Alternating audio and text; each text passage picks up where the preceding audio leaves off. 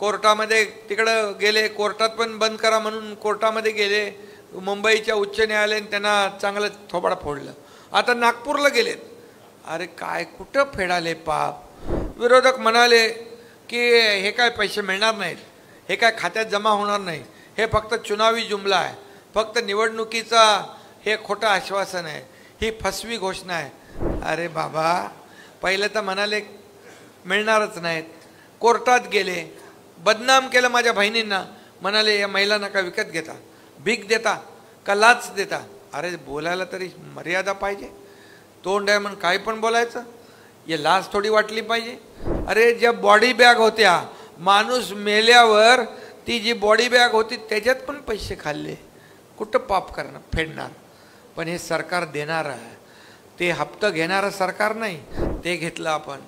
शेतकरी झाले, अनेक योजना आणखी शेतकऱ्यांना आपण केल्या. आता नुकसान भरपाई, आता यावर्षी पाऊस चांगला झाला आहे. मी आता आई जगदंबेकडे काय प्रार्थना केली, माझा बळीराजा सुखी होऊ दे, शेतकरी सुखी होऊ दे, त्याच्यावरचे संकट दूर होऊ दे, त्याच्या जीवनामध्ये आनंद येऊ दे. याच्यापेक्षा दुसरं काय समाधान आहे. आज पाऊस चांगला झाला आहे, पीक चांगलं येऊ दे आणि शेतकऱ्याला सुखी होऊ दे. जिथं नुकसान झालं आहे तिथं पण सरकार शेतकऱ्याच्या मागं उभं राहिलेलं आहे. आतापर्यंत नियमाने NDRFच्या आपण नियमाने देत होतो, आता NDRFचं दुप्पट आपण केलं. आज 2 हेक्टरचं आपण 3 हेक्टर केलं. सततच्या पावसाचं नुकसान भेटत होतं का, आता आपण द्यायला लागलं की नाही. गोगलगाईने केलेलं नुकसान तेही आम्ही दिलं. आणि त्याचबरोबर अनेक निर्णय, तुम्हाला तर पोलीस पाटलांना सगळं माहीत आहे काय काय केलं सरकारने. आणि माझ्या लाडक्या बहिणींना 1,500 रुपये आपण देण्याचा निर्णय घेतला. विरोधक म्हणाले की हे काय पैसे मिळणार नाहीत, हे काय खात्यात जमा होणार नाही, हे फक्त चुनावी जुमला आहे, फक्त निवडणुकीचा हे खोटं आश्वासन आहे, ही फसवी घोषणा आहे. पण मला सांगा, जसे पैसे खात्यात जाऊ लागले तसं विरोधी पक्ष म्हणाले लवकर काढा, लवकर काढा, नाही तर सरकार काढून घेईल. अरे बाबा, पहिलं तर म्हणाले मिळणारच नाहीत, कोर्टात गेले, बदनाम केलं माझ्या बहिणींना, म्हणाले या महिलांना का विकत घेता, भीक देता का लाच देता. अरे बोलायला तरी मर्यादा पाहिजे. तोंड आहे म्हणून काही पण बोलायचं, हे लाच थोडी वाटली पाहिजे. पण माझ्या बहिणींना आम्ही बोलल्याप्रमाणे 3 हप्ते नाही, तुमच्या संभाजीनगरमध्ये 5 हप्ते मिळाले ॲडव्हान्स. म्हणजे ऑक्टोबर पण, पुढचं नोव्हेंबर पण. कारण हे दुष्ट सावत्र भाऊ आचारसंहितेचे आडवे येतील, म्हणतील बंद करा म्हणून आम्ही ॲडव्हान्स देऊन टाकले. मग देण्याची दानत आहे म्हणून दिली की नाही. आम्ही खोटं आश्वासन दिलं का. आम्ही कोर्टामध्ये तिकडं गेले, कोर्टात पण बंद करा म्हणून कोर्टामध्ये गेले, मुंबईच्या उच्च न्यायालयाने त्यांना चांगलं थोबाड फोडलं. आता नागपूरला गेलेत. अरे काय कुठं फेडाले पाप. माझ्या लाडक्या बहिणींच्या पोरांच्या तोंडचा घास हिरवण्याचं काम करता. तुम्हाला कोविड माहीत आहे ना. कोविड मुंबईमध्ये खिचडीमध्ये पोरांच्या तोंडची, कोविडच्या पेशंटच्या तोंडची खिचडी चोरण्याचं काम केलं. अरे ज्या बॉडी बॅग होत्या, माणूस मेल्यावर ती जी बॉडी बॅग होती त्याच्यात पण पैसे खाल्ले, कुठं पाप करणार फेडणार. पण हे सरकार देणार आहे, ते हप्ता घेणारं सरकार नाही. त्यांच्या काळात हप्ते घेतले, गृहमंत्री पण जेलात गेले. पण आपण महिलांच्या, माझ्या बहिणींच्या खात्यात हप्ते भरणारं सरकार आहे. आणि म्हणून 5 हप्ते सरकारने भरले.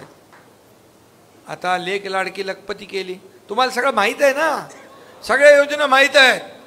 तुम्ही ते सगळं लोकांसमोर मांडलं पाहिजे. बहिणींना सांगितलं पाहिजे, या ST मध्ये सवलत दिली, ज्येष्ठांना सवलत दिली, ST मध्ये महिलांना 50% दिलं. आता ST वाले बोलले मला, माझ्याकडेच आहे खाता, म्हणाले साहेब ST लॉसमध्ये आहे, अजून लॉसमध्ये जाईल, खड्ड्यात जाईल. मी म्हणालो बघू तरी खड्ड्यात जाते का वर येते. आणि मग आपल्या महिलांना 50% दिल्यानंतर ST फायद्यात आली. कारण म्हणजे बहिणी आमच्या भाऊजीला सांगू लागल्या की बाबा आपल्या तुम्ही जरा घरात बसा, मी अर्ध्या तिकीटात जाते, बाजार हाट करून येते. तुमचा पण थोडा ताप कमी झाला आहे. आणि एसटी फायद्यात आली. अरे असं डोकं लावायला लागतं. तिथं आम्ही मला काय मिळेल हे नाही बघितलं, माझ्या बहिणींना, माझ्या लाडक्या भावांना, माझ्या जनतेला काय मिळेल हा विचार आम्ही केला. आणि म्हणून हे देणारं सरकार आहे, ही देना बँक आहे, लेना बँक नाही. मग माझे लाडके भाऊ राहिले, म्हणाले, विरोधक म्हणाले लाडक्या बहिणींचं केलं, तर लाडक्या भावांचं काय? मी म्हणालो लाडक्या भावांचं कधीपासून प्रेम आलं, सगळे तर भाऊ गेले निघून. पण बोललो लाडक्या भावानं पण आम्ही करणार. देशातलं पहिलं राज्य आहे, प्रशिक्षण भत्ता 6,000, 8,000, 10,000 माझ्या पोरांना, युवकांना देण्याचा निर्णय आमच्या सरकारने घेतला. आता ते 6 महिन्याची ट्रेनिंग करतील, तिथं त्यांना परमनंट जॉब लागेल. कुठल्या सरकारने केलं होतं सांगा? आतापर्यंतच्या इतिहासामध्ये ना एका मुलीने आत्महत्या केली. 12:30 वाजता तुमच्या या एकनाथ शिंदेने टीव्हीवर बातमी बघितली की एका मुलीने आत्महत्या का केली? कारण तिला उच्च शिक्षण म्हणजे तिला इंजिनियर व्हायचं होतं. अर्धा पैसा सरकार भरत होतं, अर्धा पैसा बापाने भरायचा होता. बापावर बोजा नको, बापा भरू शकत नाही, म्हणून त्या पोरीने आत्महत्या केली. मी लगेच चंद्रकांत पाटील आपले उच्च शिक्षण मंत्री, त्यांना 1:15 वाजता, 1:15 वाजता मी फोन केला. 1:15 वाजले होते. मी म्हणालो सरकार कशासाठी आहे? माझ्या मुलीबाळी जर आत्महत्या करत असतील तर सरकारचा उपयोग काय? आणि तेव्हाच आम्ही निर्णय घेतला की 100% फी माफ करण्याचा.